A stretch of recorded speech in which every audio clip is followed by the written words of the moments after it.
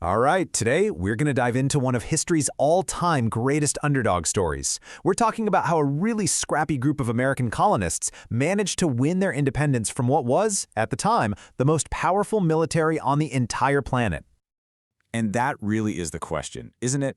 I mean, how did a bunch of colonial rebels actually defeat a global superpower? Just think about it for a second. On one side, you've got the British Empire. We're talking a massive, professionally trained army and the most dominant navy the world had ever seen. And on the other side, a collection of farmers, merchants, and part-time militiamen, all with a brand new, completely untested army. It sounds impossible, right? So how in the world did they pull it off? Well, the answer isn't some single brilliant battle plan. Not at all. The real key to understanding how the Americans won is to see this war for what it actually was, a brutal, grueling, years-long struggle for survival. Seriously, the Americans were constantly teetering on the brink of total collapse. But their ability to take these devastating hits, to endure these incredible setbacks, and then somehow strike back at just the right moment, that's what won them the war. So where does a story like this even begin? Well, it wasn't with a big, fancy declaration in a stuffy hall. Nope. It started with the flash of gunpowder and the crack of a musket in the small towns of Massachusetts. Okay, so picture this. It's April 19th, 1775. A column of British redcoats marches out of Boston. Their mission? To seize a cache of colonial weapons. But the thing is, the colonists knew they were coming. They were waiting. Now, the clashes that happened at Lexington and Concord, they were pretty small, militarily speaking. But their impact? Oh, it was absolutely enormous. This was the moment everyone realized, okay, this isn't just about protests anymore. The colonists were willing to fight and even die for what they believed in. And this idea gets hammered home just a few months later at the Battle of Bunker Hill. Now, technically, the British won this fight. They took the hill. But just look at the cost. Their casualty count was staggering, absolutely devastating. This sent a massive shockwave through the British command. It was proved that this wasn't going to be some quick, easy police action. This was going to be a long and very, very bloody war. But all that early confidence the rebels had? Yeah, that didn't last long. See, after an incredible early victory, where they actually forced the British to evacuate Boston, the war took a dramatic and almost fatal turn. Talk about emotional whiplash. The year 1776 was just intense. In March, you have this incredible high point. Washington's army forces the British out of Boston, a massive morale boost. But then, just a few months later, in late summer, the full might of the British military comes crashing down on New York City. In the Continental Army, they were just completely overwhelmed, absolutely routed. Losing New York wasn't just a defeat. It was an absolute catastrophe. Washington's army was shattered, just completely broken. They were forced into this desperate, panicked retreat across New Jersey. And with no hope of victory in sight, soldiers started deserting in droves. I mean, by the winter of 1776, the entire American Revolution was hanging by a single, fraying thread.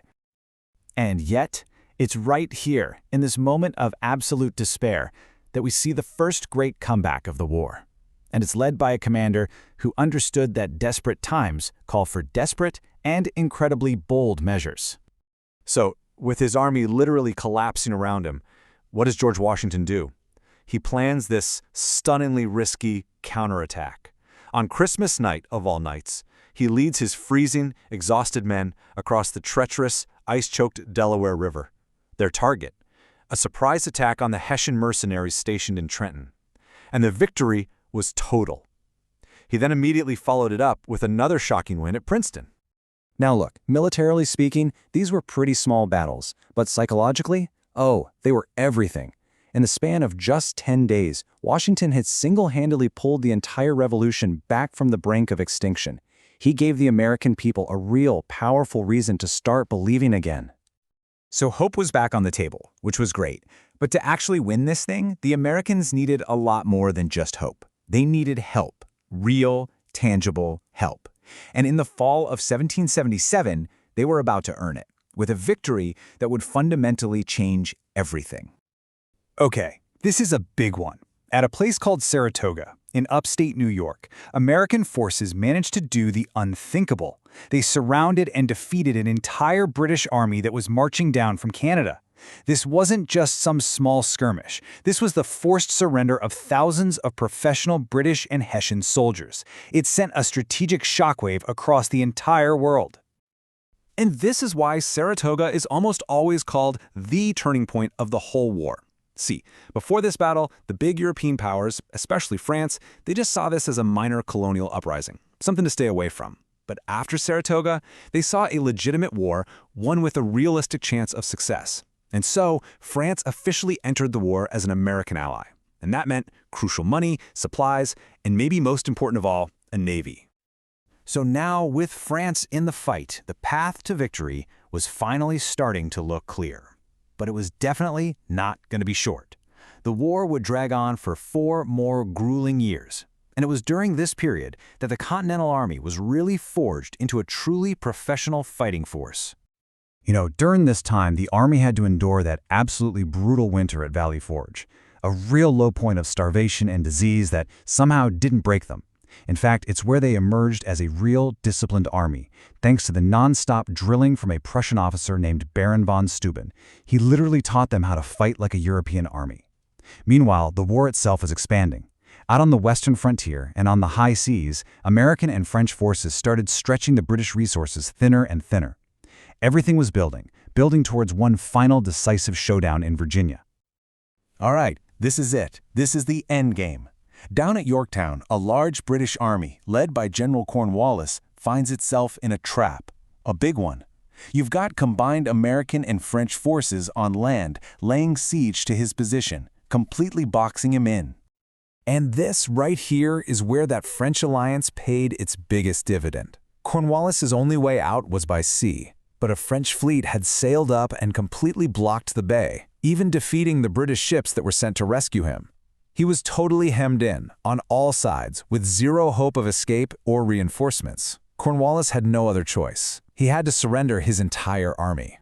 Now, while a little bit of fighting still went on, Yorktown was really the death blow to the British war effort. It was over. 2 years later, in 1783, the Treaty of Paris was signed, and Great Britain officially, formally recognized the independence of the United States. So there you have it. The rebels had actually won.